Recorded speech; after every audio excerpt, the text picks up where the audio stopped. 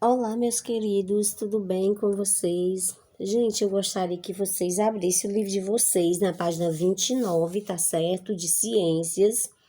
Hoje nós vamos falar sobre a importância da água e dos vegetais, tá certo? Mas antes eu gostaria de recapitular nossa aula passada, né? Que falava onde pode ser encontrada a água e como ela aparece na natureza, tá certo? Hoje nós iremos aprender sobre a relação da água com os vegetais e como eles utilizam este importante recurso para a fabricação do seu próprio alimento, tá certo? Então vamos lá. Então, como nós podemos observar, os seres vivos, eles possuem uma grande dependência de água para sobreviver. Ou seja, sem a água, ninguém poderia sobreviver, tá certo? Então, são os seres vivos em gerais. Isso inclui o quê? Os animais invertebrados, vertebrados, as plantas e até os micro-organismos. Alguns desses seres, como os fungos, são totalmente dependentes da umidade, né? Eles precisam realmente da água do lugar molhado. Então, podemos conhecer assim a importância da água, certo? Para todos os seres. Então, a quantidade de água necessária utilizada por cada grupo de seres vivos é muito variada, certo? Seres aquáticos, por exemplo, eles precisam de muito mais água do que o indivíduo que mora na terra, como nós. Por exemplo, o peixe, ele precisa mais da água do que nós que moramos aqui na terra, né? Ele depende da água, não que nós não dependemos da água, mas ele, para sobreviver, ele precisa ali do ambiente aquático, certo? Por outro lado, os cactos localizados em região semidesérticas, eles sobrevivem mesmo com baixa disponibilidade de água. Ele não necessita de tanta água, tá certo? Então, independentemente do ser em questão, a água está sempre presente nos diferentes ciclos de vida de todos os seres da natureza, tá certo? Aí, ó, você pode observar o quê? Os cogumelos, né? Os cogumelos são fungos, né? Que vivem em ambientes úmidos, totalmente úmidos, tá certo? Então, vamos adiante. Agora, nós iremos falar sobre as plantas e a água, certo? As plantas, gente, ela tem uma enorme relação com a água. Envolve a fabricação do seu próprio alimento, acontecendo o quê? O processo de fotossíntese, tá certo? Nós já estudamos sobre esse processo. As plantas, elas dependem do ambiente em que vivem para conseguirem água. Precisa do ambiente, certo? De onde elas estão para conseguir a água.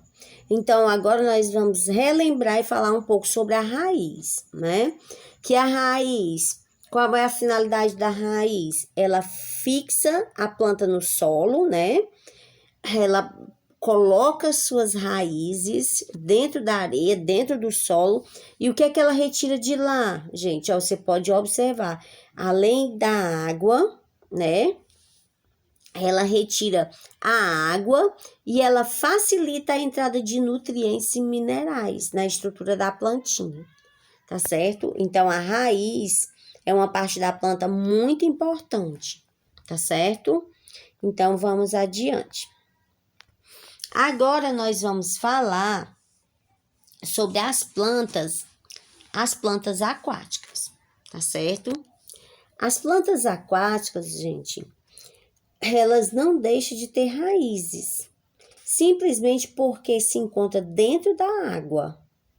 As raízes, nesse caso, eles funcionam principalmente como filtros, ou seja, eles selecionam os nutrientes presentes na água, facilitando o trabalho do vegetal, tá certo? Mas é claro, né, que a água entra na planta aquática com maior rapidez, se comparada a outros ambientes. Outras plantas aquáticas, elas possuem o quê? Suas raízes presas ao fundo dos lagos e de outros ambientes, como é o caso da Vitória régia, tá certo? Você pode observar aí. Agora, eu gostaria de falar sobre as bromélias e as orquídeas, tá certo? Vou fazer um resumo aqui. Então, as bromélias e orquídeas são chamadas de plantas inquilinas. O que significa isso? O que significa isso? Que elas vivem apoiadas em troncos de árvores ou até em paredes de pedras, tá certo? Elas ajudam e proporciona, uma superfície para que elas possam se desenvolver, certo? São plantas que vivem atrepadas. Elas não retiram nada, nem das árvores, nem das pedras, tá certo? Você pode observar aí, ó, as bromélias e orquídeas. Ela utiliza o vapor da água para realizar suas atividades, tá certo? As suas raízes, elas são consideradas aéreas e pegam os nutrientes da umidade do ar. É interessante, não é, gente? Então, agora nós vamos falar sobre a irrigação e drenagem. A irrigação e drenagem, gente, é algo que é muito importante também. São ações usadas principalmente aonde? Na agricultura, né? Para levar o quê? Para levar a água, que é o nosso assunto principal, até as plantas, né? Para quê? Para a irrigação, para irrigar ou retirar o excesso de água de locais de drenagem, tá certo? Você pode observar aí nos diferentes tipos de cultivo, ó, as duas opções citadas acima, que é a irrigação, né?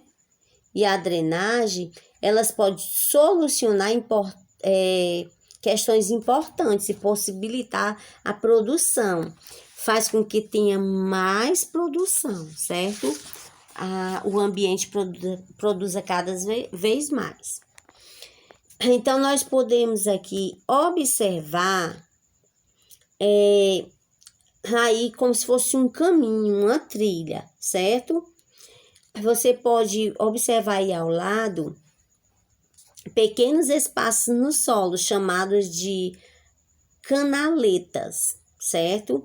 Esses pequenos canais, eles recebem o excesso de água do solo, tá certo? E deixa o próprio para ser usado, tanto para o plantio ou para reduzir o acúmulo de água, tá certo, gente?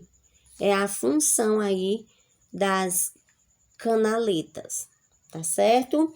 Então, gente, eu espero que vocês tenham entendido todo o conteúdo, que vocês possam ler mais sobre a importância da água e dos vegetais e que vocês venham realizar as atividades propostas no Google Sala de Aula.